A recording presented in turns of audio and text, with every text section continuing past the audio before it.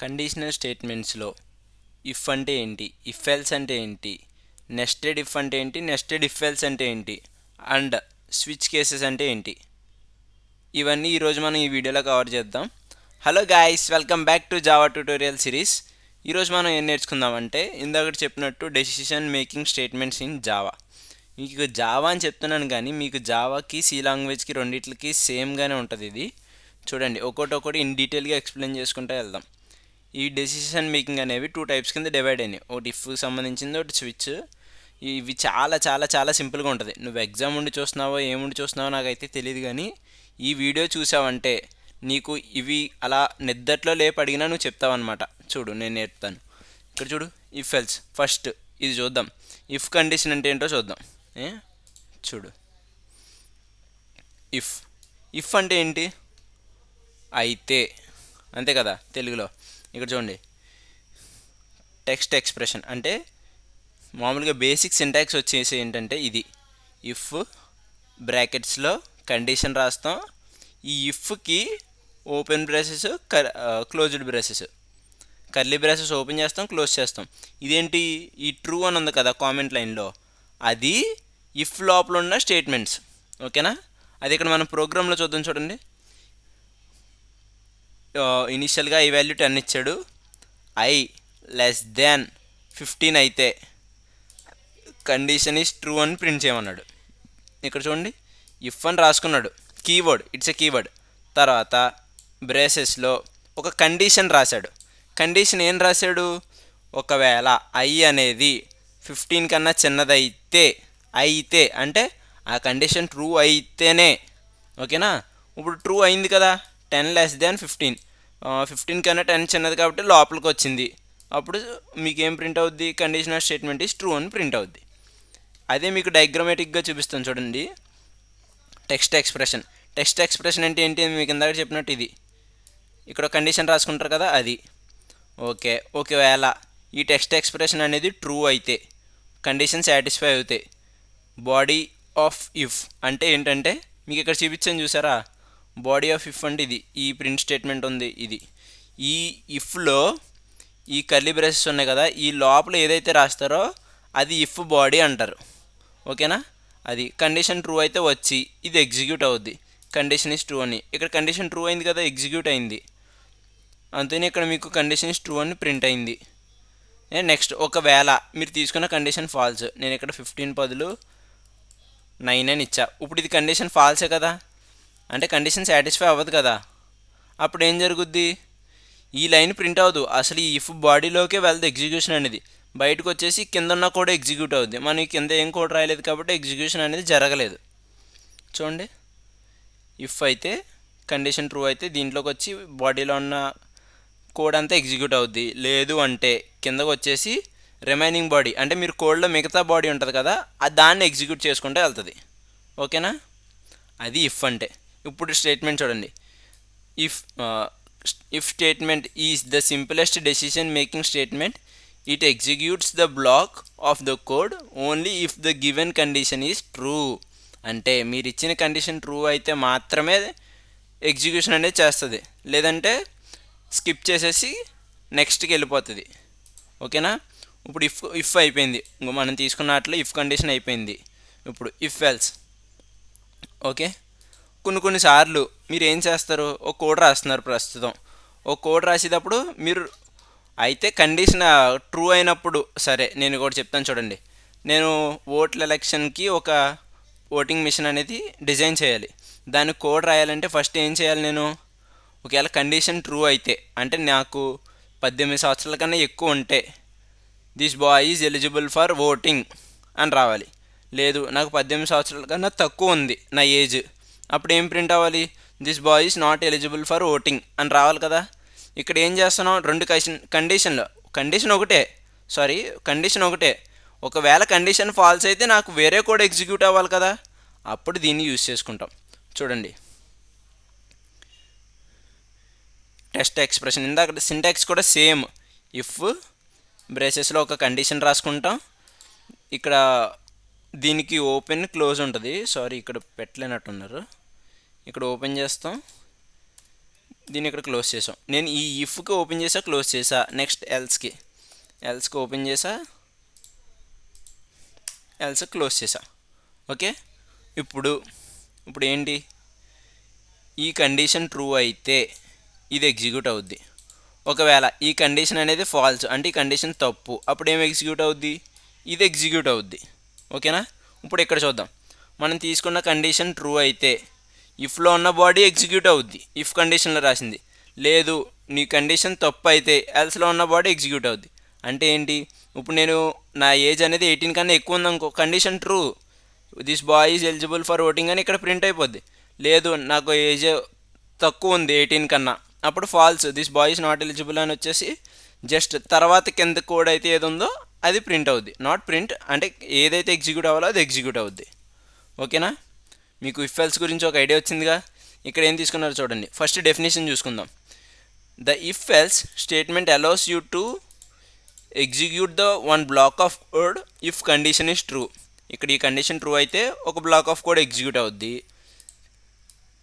And other block if the statement is false. అంటే ఒకవేళ ఇది తప్పు అయితే ఇది ఎగ్జిక్యూట్ అవుద్ది ఇంకో బ్లాక్. అదే అక్కడ స్టేట్మెంట్లో చెప్పారు. ఇప్పుడు దీన్ని రన్ చేసి చూద్దామా మనం. రన్ అవుతుంది. ఇక్కడ ఐ వాల్యూ 10 తీసుకున్నాం కదా, ఐ లెస్ దాన్ 15 అని పెట్టాం. అంటే కండిషన్ ట్రూ.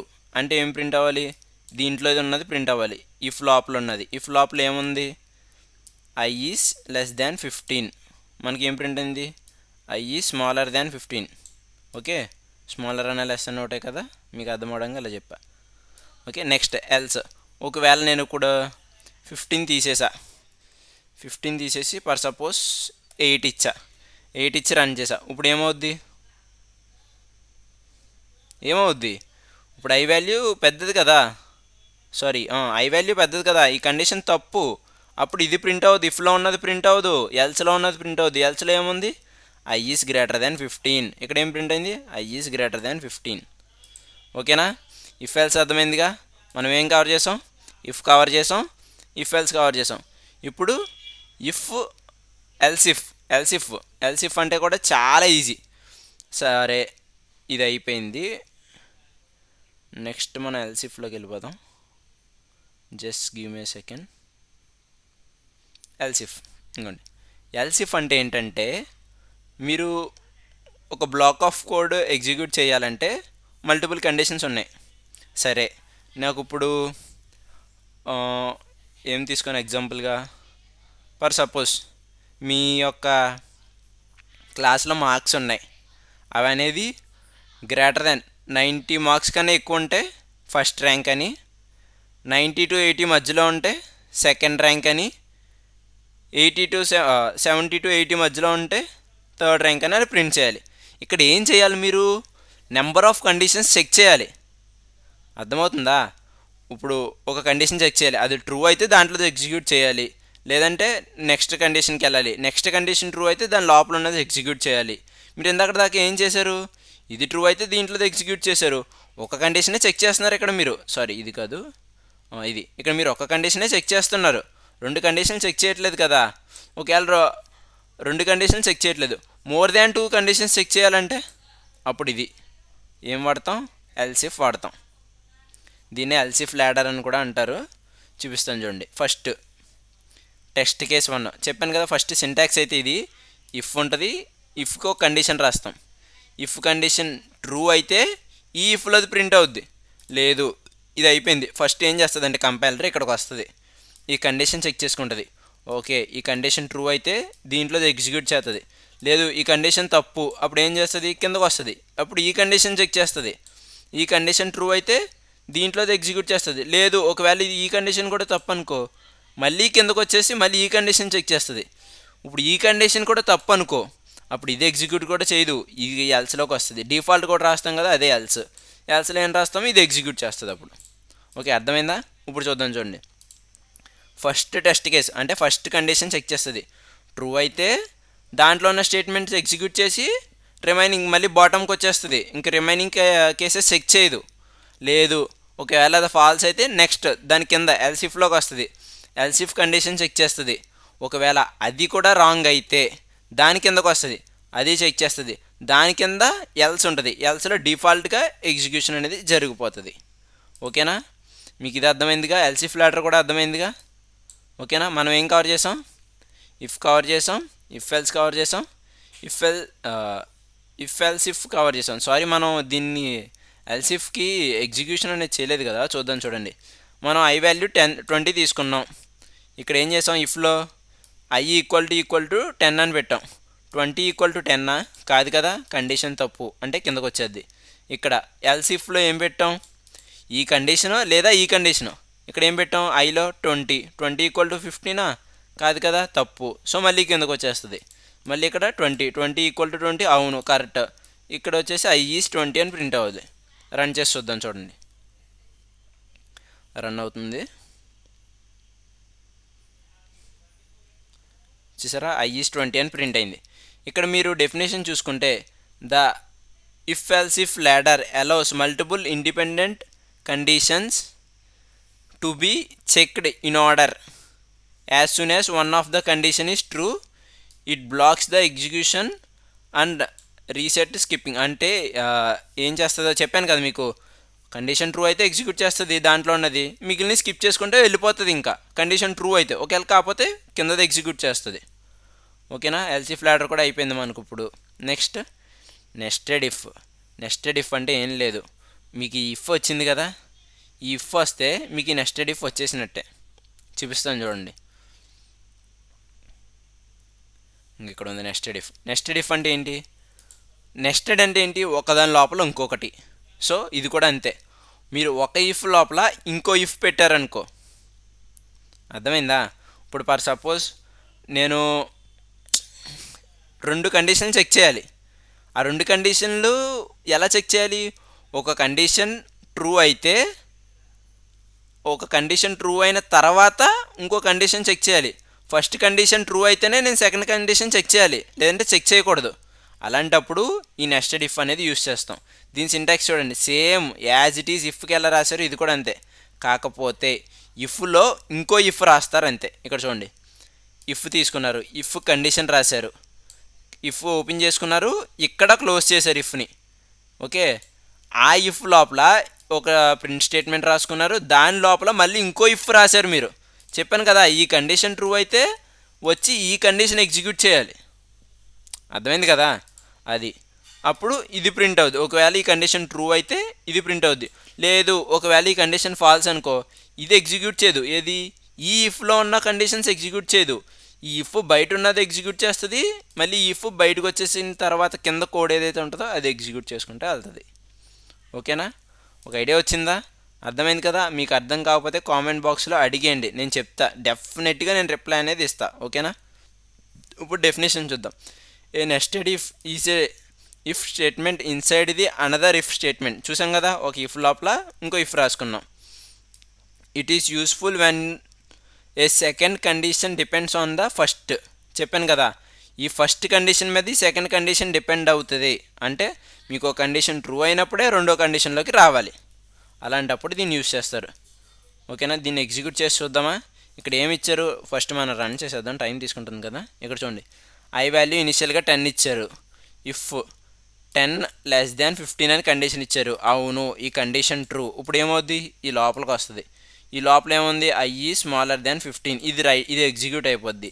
ఇది ఎగ్జిక్యూట్ అయిపోయిన తర్వాత మళ్ళీ ఈ ఇఫ్లో ఏముంది, ఇంకో ఇఫ్ ఉంది. ఈ ఇఫ్ కండిషన్ ఏముంది, I equal to 10. I value ఎంత, 10 ఈక్వల్ టు 10. అవును, కండిషన్ ట్రూ అయింది. అప్పుడు ఏం ఎగ్జిక్యూట్ చేస్తుంది, I is exactly equal to 10 అనే ప్రింట్ స్టేట్మెంట్ ప్రింట్ చేస్తుంది. చూడండి, మనం కంపైల్ చేసిన తర్వాత రన్ చేసిన తర్వాత మనకు అవుట్పుట్ కూడా అదే వచ్చింది. I is smaller than 15, I is exactly 10. ఓకేనా, మీకు ఇది అర్థమైందిగా. If else if ladder nested if. మీరు నెస్టెడ్ ఇఫ్లోనే నెస్టెడ్ ఇఫ్ ఎల్స్ కూడా రాసుకోవచ్చు.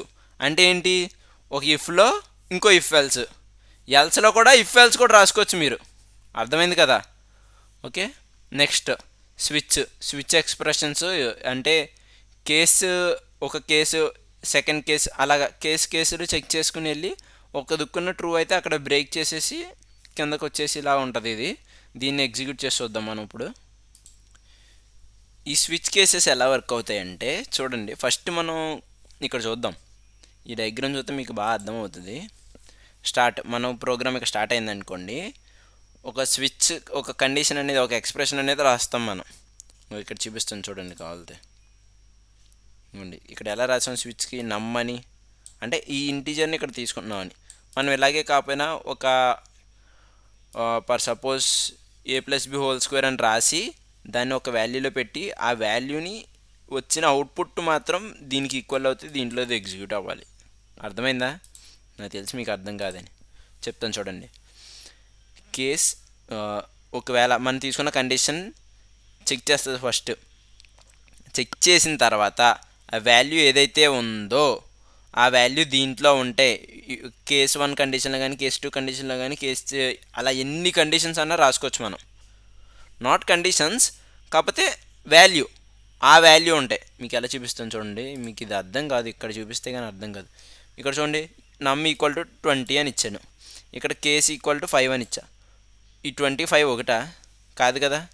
అప్పుడు ఏం ప్రింట్ చేస్తుంది? కాదు, ఇది తప్పు. ఇది తప్పు అయినప్పుడు ఏమవుద్ది? కిందకు వచ్చేస్తుంది, కేస్ 2లోకి వస్తుంది. కేస్ 2లో వాల్యూ ఎంత ఇచ్చారు? 10 = 20 కాదు. ఇక్కడ 15 ఇచ్చారు, 15 = 20 కాదు. ఇక్కడ 20 ఇచ్చారు, 20 = 20 అవును. అప్పుడు ఏం చేస్తుంది అంటే ఇట్ ఈస్ 20 అని ప్రింట్ చేసేసిన తర్వాత మళ్ళీ కింద కంటిన్యూ అయిపోద్ది అనుకుంటున్నారా? అవ్వదు. ఇక్కడ బ్రేక్ అయిపోయి దీనికి బయటకు వచ్చేసిన తర్వాత ఏవైతే దేని బయటికి ఈ స్విచ్ బయటకు వచ్చేసిన తర్వాత ఏదైతే ప్రోగ్రామ్ ఉంటుందో దాన్ని ఎగ్జిక్యూట్ చేస్తుంది. మీరు ఒకవేళ నాకు ఈ కండిషన్ ట్రూ అయిందనుకో, అర్థమైందా? ఈ కండిషన్ ట్రూ అయిందనుకో, ఒకవేళ ట్రూ అయిన తర్వాత కూడా నాకు మిగతా కండిషన్స్ చెక్ చేయాలంటే అప్పుడు ఈ బ్రేక్ ఉంది కదా, ఇది రిమూవ్ చేసేయాలి. అర్థమైందా? అప్పుడు ఎక్కడితో ఆగదు, మళ్ళీ కిందకు వచ్చి మళ్ళీ కింద చెక్ చేస్తుంది. అప్పుడు మళ్ళీ ఇక్కడ బ్రేక్ ఉందనుకో, ఈ కండిషన్ ట్రూ అనుకో, దీని లోపలికి వెళ్ళిందనుకో, ఈ బ్రేక్ ఉంది కాబట్టి ఇక్కడితో ఆగిపోద్ది కోడ్. మళ్ళీ బయటకు వచ్చేసి ఈ స్విచ్ బయటకు వచ్చేసి దాని బయట ఉన్న ఎగ్జిక్యూషన్ అవుతుంది. చూడండి, కండిషన్ 1 ట్రూ అయితే దాంట్లో ఉన్న స్టేట్మెంట్స్ అవి బ్రేక్ అయిపోయి డైరెక్ట్ ఎండ్కి వచ్చేస్తుంది. ఓకే, ఒకవేళ బ్రేక్ పెట్టలేదు అనుకో మనం, ఇది వచ్చి ఇక్కడ కనెక్ట్ అవుద్ది, మళ్ళీ కండిషన్ 2 చెక్ చేస్తుంది. ఒకవేళ కండిషన్ 1 ఫాల్స్ అంటే మళ్ళీ కండిషన్ 2 మళ్ళీ దాంట్లో ఉన్న స్టేట్మెంట్స్ ఎగ్జిక్యూట్ చేస్తుంది, ఎండ్కి వచ్చేస్తుంది, కోడ్ చివరికి ఎండ్ అవుతుంది అలాగా. ఓకేనా? దీని ఒకసారి రన్ చేసి చూద్దామా? ఏం ఉండదు, చాలా సింపుల్ ప్రోగ్రామ్. చూసారా, నమ్ అనే వేరియబుల్లోకి 20 అనే వాల్యూ ఇచ్చుకున్నారు, దాన్ని స్విచ్ కండిషన్స్లో దీన్ని ఇక్కడ కాల్ చేసుకున్నారు. ఓకేనా? కాల్ చేసుకుని దాన్ని ఈ లైన్స్లో చెక్ చేశారు ఏదైతే ఏంటని. ఫస్ట్ 5 కాదు, కండిషన్ ఫాల్స్, కింద కండిషన్కి వచ్చింది, ఇది ఫాల్స్, ఇది వచ్చింది, ఇది ఫాల్స్, ఇది వచ్చింది, ఇది ట్రూ, ఇందులో ఉన్నది ఎగ్జిక్యూట్ చేసిన తర్వాత మళ్ళీ ఇలా కిందకు వచ్చింది. అయ్యో ఇక్కడ బ్రేక్ రాశాడు, ఇంకా కిందే చెక్ చేయొద్దు అంటున్నాడు నా ఓనరు అని చెప్పేసి మళ్ళీ బయటకు వచ్చేసి ఈ స్విచ్ బయట ఏదైతే మనం కింద ఎక్స్ట్రా కోడ్ వేరేది అంటే పెద్ద పెద్ద ప్రోగ్రామ్స్ రాసినప్పుడు ఏదైతే కోడ్ రాస్తామో అవి ఎగ్జిక్యూట్ చేసుకుంటూ వెళ్తుంది. చూడండి, మనం రన్ చేసాం కదా, రన్ చేస్తే వాల్యూ ఏమొచ్చింది? Wait just second, it will take a while. చూడండి, ఇట్ ఈజ్ ఏ 20 అని వచ్చింది. ఓకేనా? ఈ కండిషన్ చూద్దాం first. The switch statement is a multiple branch statement. It provides easy way to dispatch the execution to different part of code. అర్థమైందా?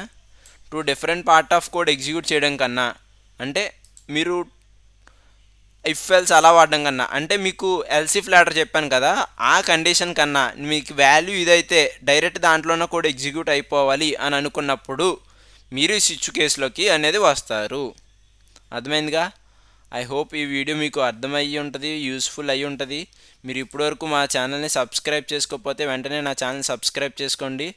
Only 342 subscribers మాత్రమే ఉన్నారు. నాకు ఛానల్ మానిటైజ్ అవ్వాలంటే 1K సబ్స్క్రైబర్స్ అవ్వాలి, ప్లస్ 4000 వాచ్ అవర్స్ అవ్వాలి.